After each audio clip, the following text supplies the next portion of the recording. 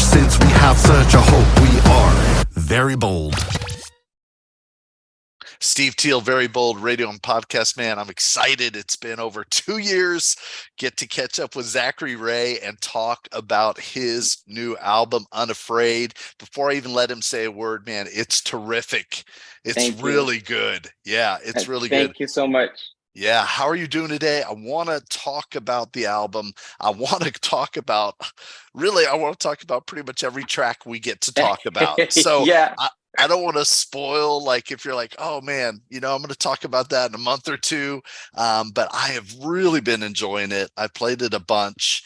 Thank you. Yeah, it's really good. And here's what I've kind of written. And remember, I'm not like musically gifted by God like you are. So, and this, as people listen to it, they're going to make their own sort of opinions, obviously. But I wrote infectious, bouncy, like sing along. You've got these beautiful vocals. I mean, just great voice, intertwined with themes of mental health, freedom, and thriving, is what I've got on Unafraid. I just love it. I don't have a question yet. I'm just putting it out there and saying, welcome to Very Bold Radio and Podcast.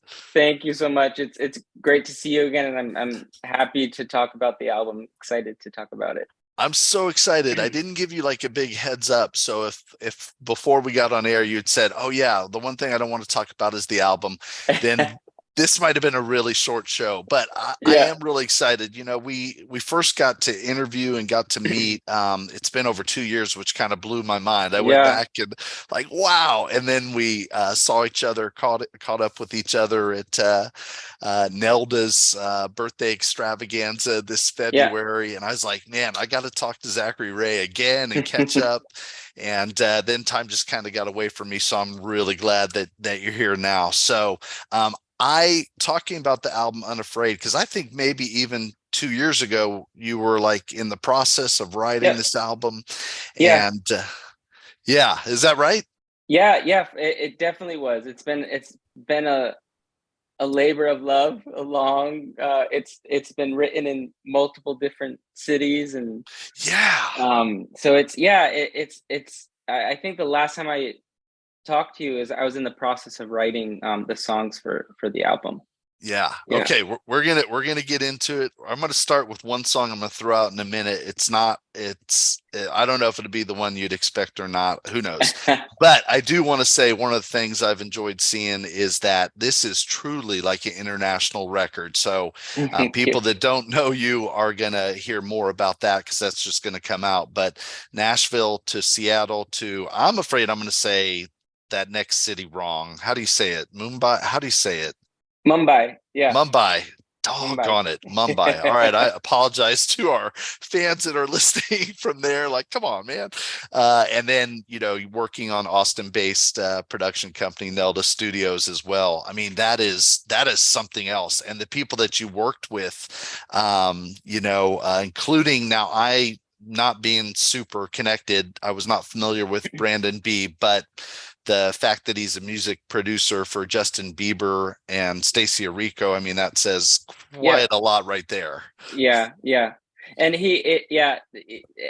everybody that I worked on the album with has been like a good friend of mine for many years. So it's cool. Just been a really fun, creative process with friends.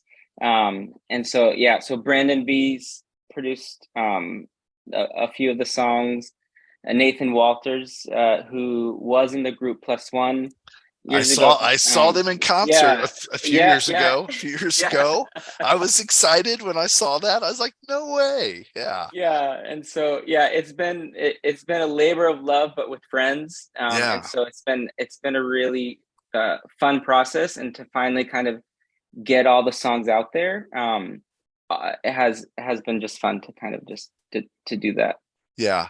Well, you say a labor of love because you're thinking about, I mean, that this took you a while, or however you want to look at it. But from my perspective, man, it was well worth it. Worth the wait, well worth the work. I really want people to listen to this album. And so I'm really glad. Jody McBrayer of Avalon. Am I saying Jody's name right? Okay. All right. Yep. Probably should have checked these things beforehand. Yeah. Yeah. So you worked with Jody on some of these songs as well. This is Yeah. another friend. Yep. So I've worked with him. A good friend of mine, Angie Miller, who goes under the name Zealand, and we actually grew up together in Massachusetts. Both of our fathers are pastors in the Massachusetts area, and she's an incredible musician and songwriter. So we wrote a few of the songs together on that. And so yeah, it's just to get it, to finally have it out there for people to hear. Yeah. And while I've been listening to the songs for the past true for the past 2 years, and yeah. so it's like when it released, like I was listening to it constantly, and then I'll take a break, and then I'll be like, hey, yeah, I haven't heard it in a while, so I'll put it back on, and yeah, and so and it's fun too, because with my boys when they're in the car, it's fun to hear. No, they call me Papa. No, Papa, I don't like this song. I like this song. And so I'll put the one that I like, and they're like, no, I want this song. So it's like honest critics. Oh my gosh. Yeah, from a 2-year-old and 3-year-old and 5-year-old. Well, that's a lot better feedback than I used to get from my son when he was in that age range, when I would just sing along to the radio. I Okay. specifically remember him saying one time, no, Dad. Yeah. So even though they're choosing the songs they like, well, before I start with the song that I'll start with, what what songs do they gravitate towards? We're talking about your 3-year-old today and your 5-year-old, right? Yeah. So they love the song Rebel Hearts. And I it's fun to hear them try to sing along, and then I'll try to explain the lyrics to them a little bit. And so Caden's always asking what rebel is, and then I was trying to explain the meaning behind it. And so they love that one. They love the first one, Unafraid, which is the title of so different than Rebel Hearts. And it's funny because it's different times of day. So they'll want Rebel Hearts like when I pick them up from school. Unafraid they'll enjoy when it's a little bit quieter and everything like that. Wow, that's interesting. All right, well, those will be the first two songs that we talk about then. And I'll tell you, Rebel Hearts, and I know just looking at Spotify, it already has well over 100,000 streams, which is to me, that's crazy. I mean, that's amazing. So, and I want to start with Rebel Hearts because what I call for me Holy Spirit playlist, what that consists of is like when I wake up in the morning, sometimes, not always, but I just hear a song on my head. Like I don't think about it. It's just, to me, it's the Holy Spirit playing it. Yeah. And the other day it was Rebel Hearts. Nice. and to me, that was really cool, so I want to start with that song. At that time I hadn't like made it realize, oh yeah, that has picked up a lot of steam and has a lot of momentum. So talk to us about Rebel Hearts, and man, tell us about it. So I actually wrote this with Nathan Walters, the friend of mine who was in Plus One. He produced it, we wrote it together. We actually recorded that in Nashville, that specific song. And it's kind of a planned word, because when you think of the word rebel, you think of like something bad or someone who, and we kind of switched it where we wanted to make that something good. And so and the whole reason behind writing the song is, even just, the last couple of years, like how crazy and dark this world seems, and how easy it has been for just people to go along with things. And the idea behind Rebel Hearts was rebelling against what is becoming the norm in today's world. And so kind of a life living above approach, kind of just like, not caring what the world says. And knowing what you believe, and just kind of, I'm going to rebel against the norm of this world, Yeah. what the world is moving towards, and just kind of focusing on the truths that I know in my heart. And so that's the whole idea behind Rebel Hearts. So it is confusing. Even when I told my parent, like my parents, like, Rebel Hearts, like, what? But once, and I like when I'm writing a song, I like to leave, like, sometimes not being so blatant in lyrics, but leaving that kind of, I wonder what that means, and it just gives opportunities to share the truths that I believe, and kind of what having those opportunities to share truths. Yeah. So, but yeah, that's the whole idea behind Rebel Heart. So it's not a rebel for dark, it's a rebel for good. Right. Yeah. Right. Which, I mean, to me, makes perfect sense. So, I think it's great. I think you think about, for me, when you think about like Jesus and his disciples, I mean, they were constantly considered rebels. Yep. I mean, the religious establishment of the day, I mean, they were always coming against Jesus. Man, I can't believe you're doing a miracle on the Sabbath. You're a sinner. And I mean, he was considered a rebel. And you think about, for me, and I know I took this very Christian very quick, but you think about the Sermon on the Mount and everything is, you've heard it this way, but I tell you that. You've heard it one way, but I'm telling you this, and it's very counterculture, And so, and I think the other thing that's so great about your lyric there is that there is, you think about like the book that men loved some years ago, Wild at Heart. Like there's this thing that draws us to, man, I want to be a rebel, but let's rebel against, the darkness. Let's rebel against the conformity of this world. So I love that. Exactly. Thank you. And that I love that you because when I'm writing it, I know, like, the same people that believe, like, the truths that I believe in Jesus, you're gonna hear the lyrics and it's gonna kind of, you're gonna relate pretty quickly.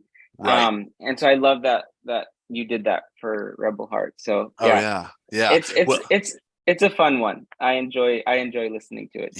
Hey, most of them are fun ones. Like even when you're talking about something, now Unafraid is, like, I wouldn't call fun from the aspect of like make you want to move. I mean, it is a different, beautiful kind of song. But and it's so cool that your boys like gravitate towards that one as well.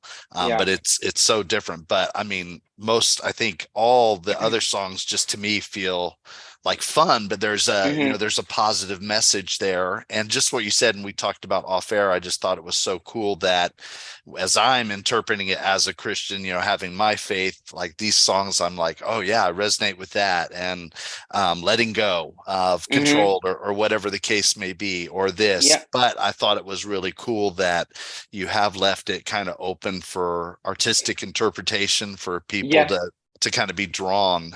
So I thought that was really cool. Thank you. All right, let's talk about Unafraid. And I'm smiling and I want to try not to smile. Let me try that again. Let's talk about Unafraid. And I know a couple of years ago, maybe you had worked on it or had written it, and so I didn't know the song yet or anything, and it's powerful. So talk to us about Unafraid. This song is probably it's probably the only one that has like pretty heavy lyrics on it on the album, as far as what actually there'd be two that are a little bit heavier there, but Unafraid it is basically I wrote it for my friend, and she was a friend from high school. We actually grew up singing together, incredible artist. And then the year 2020 Christmas morning, she ended up overdosing and passing away. And so her family is a family that I'm still pretty close with, and I see her mom at least twice a Sunday because I'm helping to lead worship at where they're gathering on Sundays, and Wow. so it's Wow. But I basically wrote this song of and her name was Lauren, is Lauren, and basically her viewpoint of walking into heaven that very first time. Yeah. So, and one of the things, and I don't know, one of the things that I really believe is that through all of her struggles with addiction, Hmm. she still clung to Jesus, Hmm. but the addiction was something that she could never fully overcome. Yeah. And so when she passed away, I actually called her mom, and her mom was saying, Zach, the Lord told me that it was Christmas morning, Mm, that this was my gift to her. She doesn't have to mm, fight anymore. yeah. And so writing those lyrics of Lauren walking into heaven for the first time, being able to breathe fully for the first time, to see fully for the first time, to not have to be afraid anymore, um, and just and realizing that all Jesus wants from us is our love and our heart, Mm, and yeah. that's it. And so writing those lyrics, and I put it at the beginning of the album, just to um, kind of set that tone, and then it does move into more of like fun, kind of more upbeat songs. But this was basically for her family.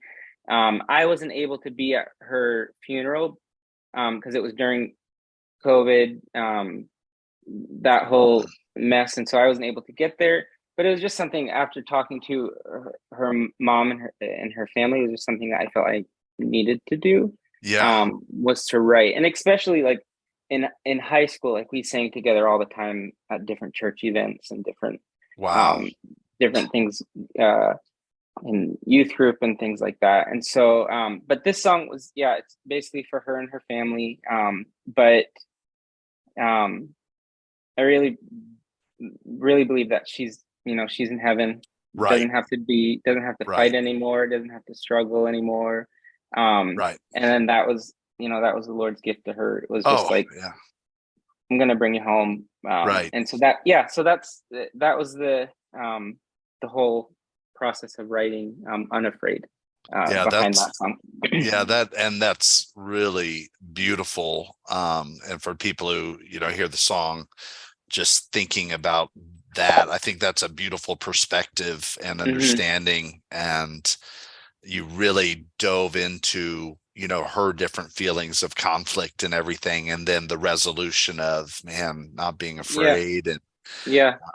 so you must have a real gift of empathy to kind of go into that space and really understand some of her hurts and everything.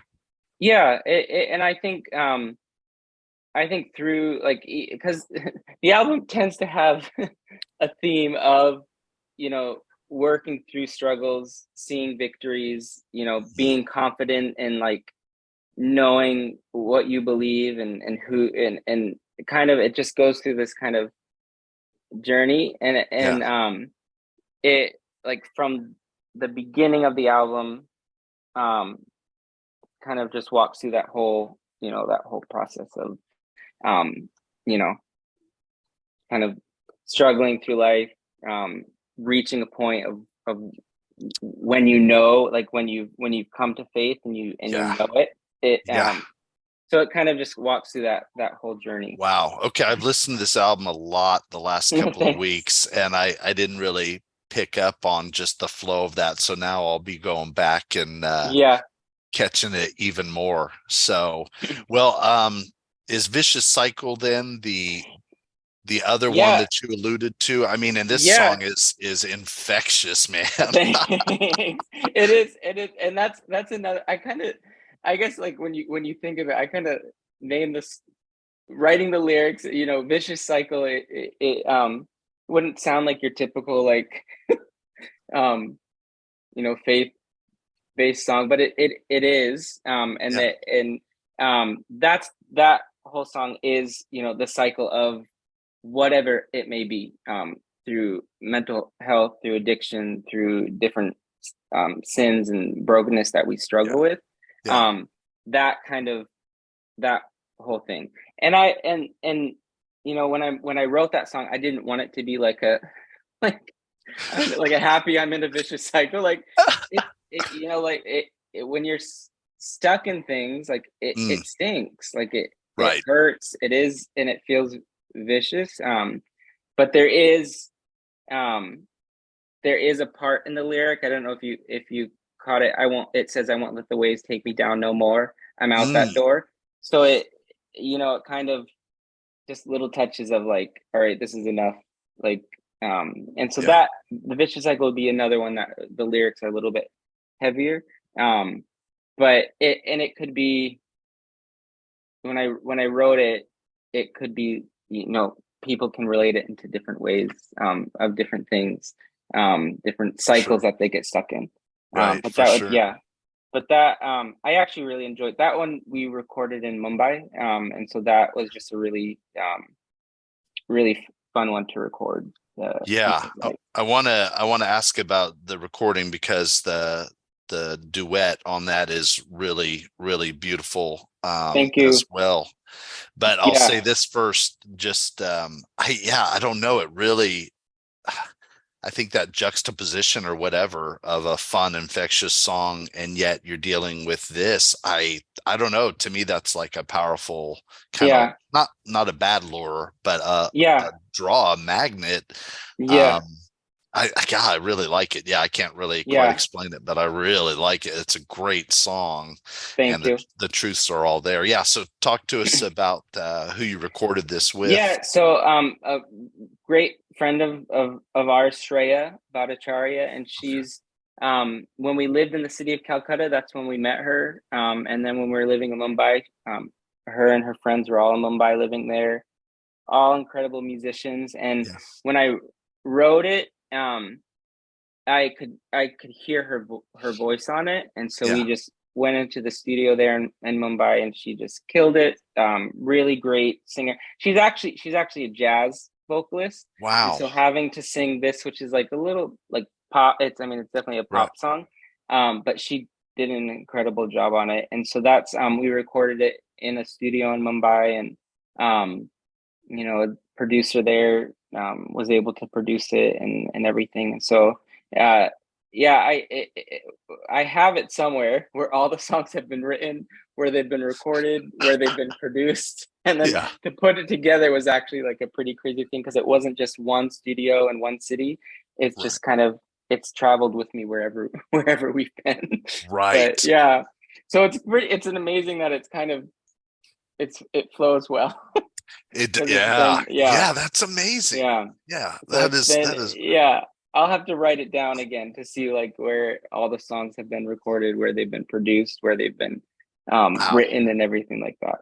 Man, hindsight 2020, it would have been cool to, like, since you wound up in so many different places, I'd love to have had like a documentary of all the different places and the different people. So in that song, she was really stretched because her natural sort of place is as jazz singer. So you or the producer kind of had to stretch or ask her to stretch.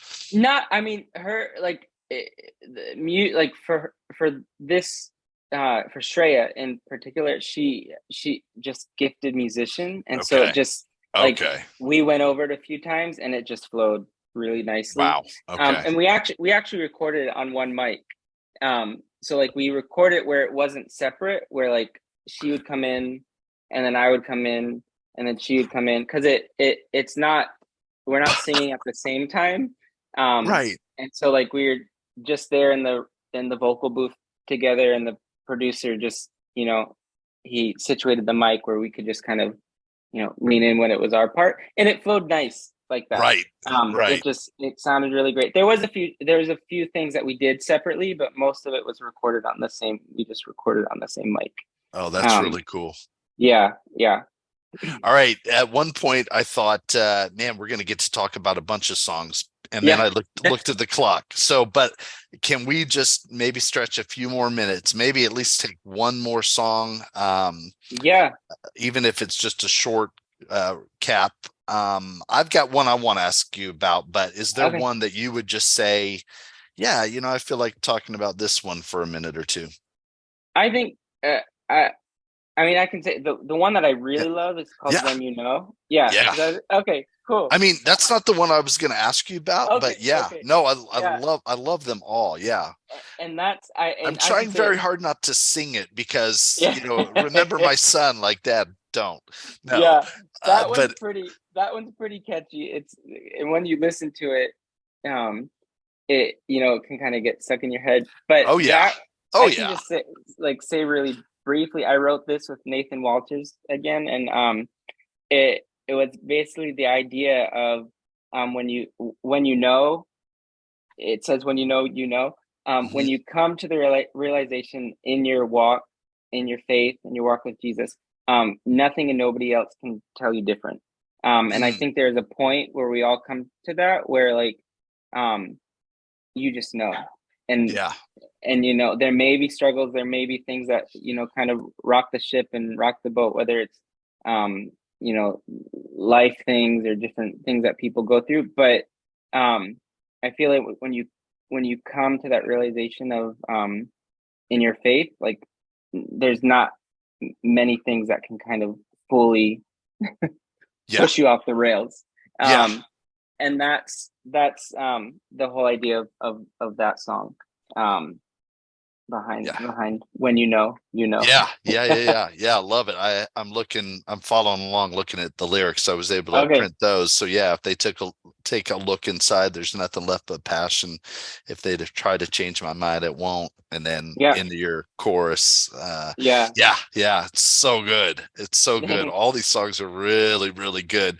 All right, I'll throw out and we'll do it real quick. So you do as quick as you need, but Danger, today it was just hitting me for some reason. I can't even tell us about Danger, and then we'll close up after that, Zachary. And that whole idea is I grew up in a household of faith, and that whole idea of, I think we've all heard, like, you become who you hang out with.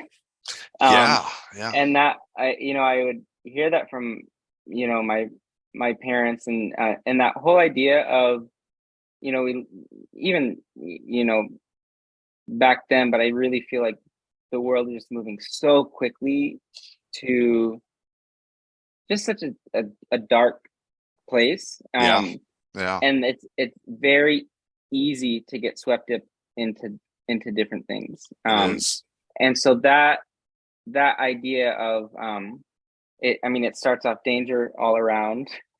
I can hear strangers all around. And so that it's basically behind that of watch out for danger, watch out for from a faith view, like tricks of the enemy, watch out for and so that's and it's good. It has like a it's a pretty upbeat type of thing. And I've actually done a few versions of this song. There is one that's not on the album that's like a little eerie. It's almost like it has like a circus type of feel to it, where sometimes we feel like the world's a circus right now, where it and that was actually the original. I'll send that to you, but it's sweet. It's up on, it has like a kind of just like a kooky, eerie circus type of feel. But the one that's on the album, we reproduced it and redid it so it would fit with the kind of just like the feel of the album. But the lyrics are, I love the lyrics to it, and so that's the whole idea is basically watch out. Watch out what's happening. Watch out for your family, watch out for yourself. As this circus world keeps on continuing in some ways. Man, I think, I think that's fantastic. And that, again, from a faith perspective that I'm looking at it, I mean, I've been reading the Gospels lately, kind of just over and over, and you just see again and again, like, watch out. Be ready, watch out. I mean, again and again, and then the parables that Jesus tells that ties right in with that. So that's great. Danger is I'm gonna hear that a little bit different now. So Cool. So well, I'll just, again, took us a little bit longer than we were planning, but man, really just congratulations. This is awesome. You've done great. And I love all the collaboration and all the different places that you went to make this. And I just really want to encourage people, to find you on Spotify, find you wherever, Instagram, wherever, Zachary Ray, and listen to this album, Unafraid. Of course, there's other songs on there as well, that are all great. But man, that's great. I'm so glad to learn. Like, I feel a little bit slow that I didn't pick up on the flow of all those songs and lyrics. But well done. Just great job. So anything else you just so much. Really awesome. Anything else you just want to say or tell people, make sure they know where they can follow you or anything? I mean, the music is up pretty much anywhere you can find it. So if you listen on Spotify, Apple, Amazon, Google Play, it's everywhere. So it's easy access. And encourage people to, they can share it. And there is, listen to the lyrics closely. And it's a cool, it's just it's a fun album to listen to, but it also has kind of like heavy lyrics and some of the things, but so and thank you so much, Steve, for taking the time and talking about the album. Thank you, Zachary. I really appreciate it. Man, I'm excited. So I know more songs are gonna pop up on my Holy Spirit playlist because I've just been enjoying just playing it, again and again. So it's been great. Congratulations. So and thank you for making this time on a day that there's some things going on with your son's third birthday. So, well, I'll sign off just hang around for a second. I'll just sign off by letting our listeners and viewers know, boldness. It comes from a place. It comes from a place. Being a rebel and having a rebel heart comes from a place. And really, the ultimate rebel is Jesus. I mean, he rebelled against Satan. He rebelled against sin. I mean, he rebelled against the establishment. This is who God is. I'm showing you who God is. I'm loving. I'm hanging out with the tax collectors. I'm hanging out with the prostitutes. I'm having dinner with them. I am against the expectation and the boundaries that culture tried to put on Jesus, the Son of God. And he says no. So it's that same idea of rebel hearts. And the Apostle Paul, who was a part of that establishment, and then when he met Jesus on the road to Damascus, it turned everything upside down for him. And then he really became a rebel against what he was. And I think that's the invitation. So the Apostle Paul wrote it. He said a lot better than I could. He said it in 2 Corinthians 3:12, but it's why we are Very Bold Radio and Podcasts and Very Bold Ministries. Man, we are trying to remember all that Jesus did for us and who he is. And so the Apostle Paul said it this way: therefore, since we have such a hope, we are very bold. And that is 2 Corinthians 3:12. All right, man, I'm going to stop this. Therefore, since we have such a hope, we are very bold.